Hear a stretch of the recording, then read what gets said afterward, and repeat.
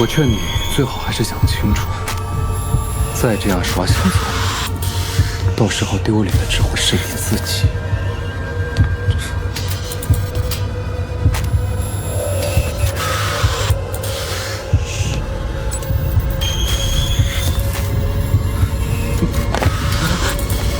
还来？不行，得换个法子。其实我找你哥，只是想查清楚到底是谁害了我。至于你，看来这小子是吃软不吃硬。你不想帮我，我也可以理解。毕竟我这样的孤魂野鬼，连自己怎么死的都不知道。哎，行了行了，你不就是要找我哥问线索吗？瞧你这副鬼样子，估计也做不了什么恶事。你愿意带我去见你哥？试试吧。估计啊，他也不乐意见我。是患者脸的家属吗？手术同意书签一下。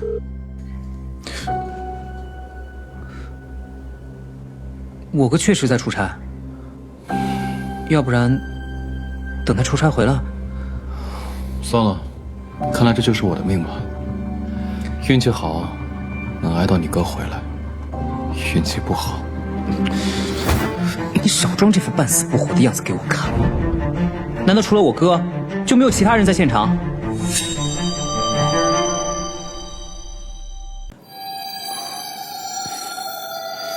查到什么了吗？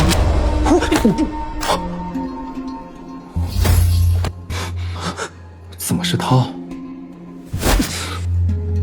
只是怀疑，没有什么证据。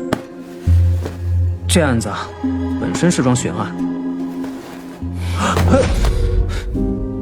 你干嘛？还等什么？赶紧去找柳红啊！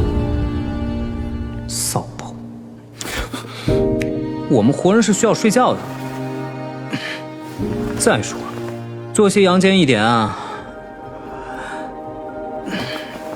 对你没什么坏处。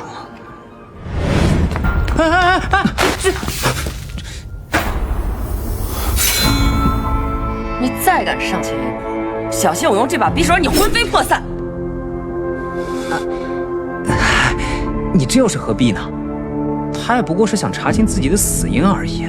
我呸！虱子多了知道洗澡了，孩子死了知道喂奶了。25年，我背负杀害你的嫌疑，蹉跎了25年。